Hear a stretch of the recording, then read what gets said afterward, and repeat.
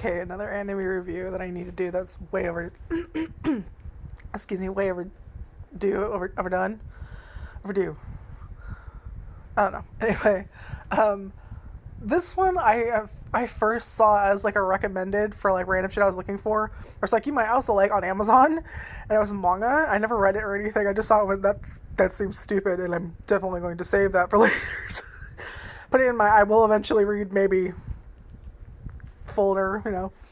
Anyway, this is an isekai comedy, which there's another thing they do that I really appreciate is within like the first 2 minutes. I don't think we even make it to 2 minutes. We've already gotten rid of like what they were before they were isekai bullshit,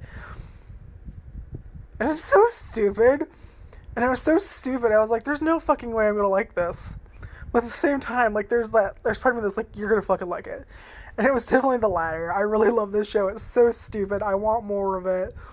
But anyway, if you love isekai and comedy, and you have a Crunchyroll subscription, I would highly recommend Reborn as a Vending Machine. I now wander the dungeon. You could practically picture my face when I first saw that. I was like, wait, what? And then later I was like, wait, what, that's an anime now? Okay, now, first off, I gotta have to explain some things, like, the dungeon, like, hello? Who's calling?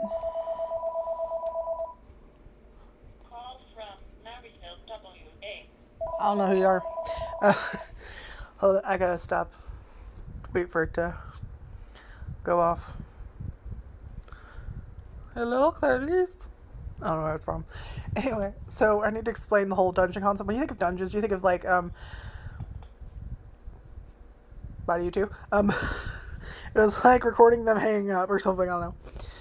But, so you think of dungeons, you think of like ruins, video games,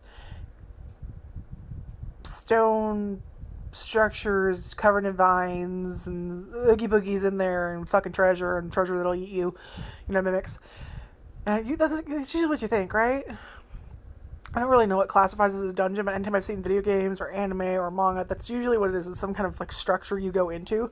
Where this itself is like the dungeon is essentially an environment. And I don't think we ever get to see outside of the dungeon, and there's a bunch of different stratums. So the one he finds himself in is the Clear Flow Lake stratum, I believe.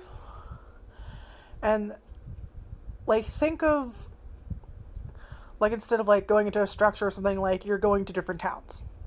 Like you literally can see sun and a light. It's not some dank dark thing with skeletons and random shit. Like, there are some monsters that spawn and that kind of thing, but I think in the Clearfield Lake Stratum, there's like crocodiles, toads, like toad fiends, crocodile fiends, and fuck, what was the third one? Random fucking snake, two-headed snake thing. I don't know. I don't think they even fucking name it, really. Like, the other two, you get to see them battle, and they're like boss battles of those two. Like, they're king forms, what the fuck I don't know what they're called. You know how there's like the minions, and then there's like the fucking giant motherfucker you get to fight, like the boss essentially of that area. So it's kind of like that, and then they have a random snake monster, but they just kind of show it already dead when they get back. Like, you don't get to see them fight the snake one. You get to see them fight the other ones, so you just not that one. So they have like their own, their towns, monsters that spawn there, that kind of thing. Anyway, so they're adventures here, that kind of thing. So our protagonist, this is on Crunchyroll, by the way, but I forgot to say that. Crunchyroll, sorry. It's 12 episodes. This is comedy fantasy. So think of, like, there's a lot of like almost slice of lifey, almost. Anyway, so our main character is, do we even get his name before he reincarnates? I don't think so. He gets a new name.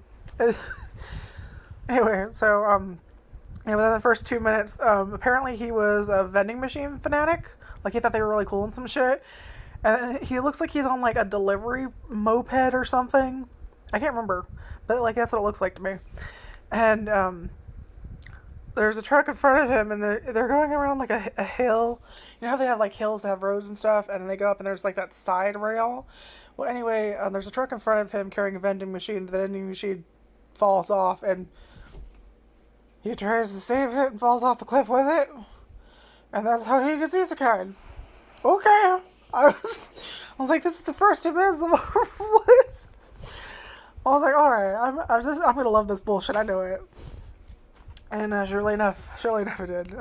God, do I want another season of this stupid ass anime? I love how we went from like I was reborn as a saint, I was reborn as the villain, I was reborn as a side character, I was reborn as a monster, a goblin. No, I was reborn as an isekai a vending machine, random shit. This is like we had a bunch of Pokemon, and then eventually we got, what was it, Clef Key? That's literally just a bunch of jingling keys as a fairy. Were you just good at inanimate objects?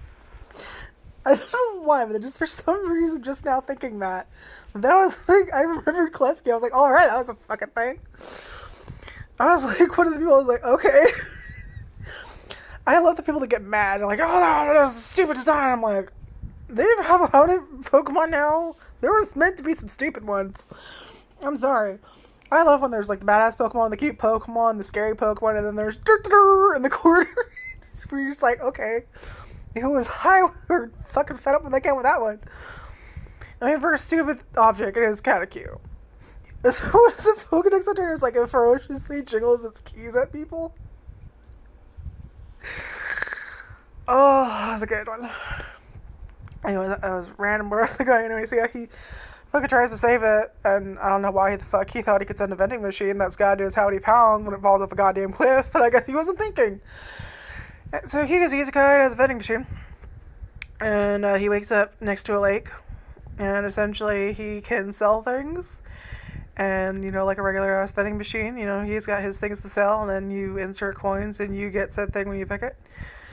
But of course, some time passes, and I guess he needs the money he converts into points, and that can convert to abilities and stock and what he can sell.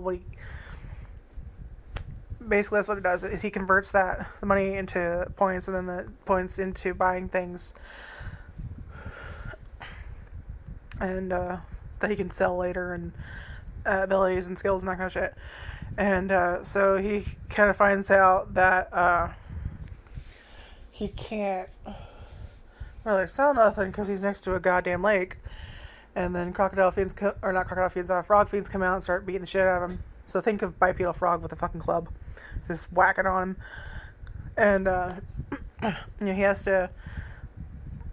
up buying a barrier ability, which can deflect damage and that kind of stuff. But in order to keep it up, it spends points, and if he runs out of points, he thinks he'll stop functioning or something. And eventually they whack on him for several hours or whatever, and they finally get tired and fucking leave. And after a while, this girl shows up, and she's an adventurer. And her name's Lamis. Lamis? I fucking can't explain him. Sorry. And she's kind of our buddy. His buddy, we'll call her. He's the protagonist, and she's like also the protagonist, kind of, sort of. Like, obviously we know who the protagonist is, but you know there are other characters that are often enough in like team anime that they're also considered protagonists to some extent. Like, that's kind of what she is. He's obviously the protagonist. We focus on him more than anything, but she's almost always with him. And basically, she has a blessing, which is the blessing of might, and so she can carry his ass anywhere. And you know, we find out right away. She kind of starts to notice that he's sentient to some degree, and they can kind of talk to each other. And there are some fun things about this anime, and one of the things is he can talk, but he can only repeat certain phrases. Like, hello there, insert coins, thank you very much, too bad, you win an extra item. So he only has a set number of things he can say. So he has to get kind of creative with talking. Some people do eventually learn that, okay, if he says this, it means this. If he says too bad, that means no. And so he ends up learning to talk. And she takes him back to the town in that stratum. And he kind of starts meeting people and selling things, and he makes money and he gets new abilities and can change his stock, and they love the things he sells. And it's basically he just kind of meets people, helps people, and kind of just becomes this member of the community, despite not necessarily being anything other than that they think he's like a magic item. And yeah, so this is it's really fun. I really liked him. She ends up giving him a name, Boxo, Boxxo, XXO. Sorry, and yeah, he just it's fun. Like a lot of what I like is he's not just a vending machine. Like he ends up getting cool things later on. At a point when you think of like a vending machine, you think of like something that vending has like snacks, candy, or you have like a drink machine or something. But he's turning into other different things, and even things that I wouldn't consider a vending machine. Like a little bit of spoiler is there's this.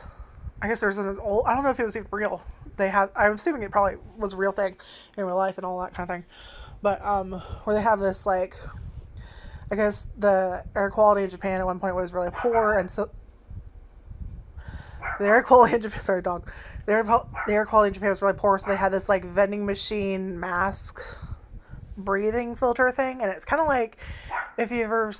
This is like the first thing I could think of to describe it. Is if you're going on a plane, they have like the drop down thing as like a mask and some wires, and you breathe in. It's kind of like that, but imagine it hooked to like a vending machine. Sorry, nose itched. And there's like that, and then he can literally becomes like a washing machine, which kind of makes sense because you can like. It seems like you can turn into anything to some degree that has like a service. Like there's you insert money, you get that.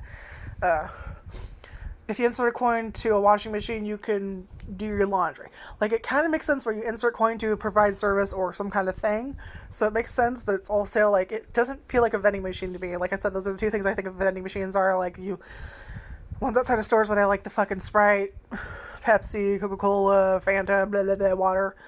And then you like the fucking chip bags and candy bars. Like, you know what I mean? Like, those are the only vending machines like I've seen. But I like how they take that premise and like they kind of go to like a kind of like adjacent, like a subcategory almost. So I think that's kind of cool. And it's definitely a comedy fantasy, and I really liked it, and I definitely think you should try it. It's super cute, and I really want more. And if you like subscribe, check my videos, and bye. I said that's on Crunchyroll, right? Yeah! No. I don't know what the fuck she's barking at. Okay, like, subscribe, check my videos, and bye.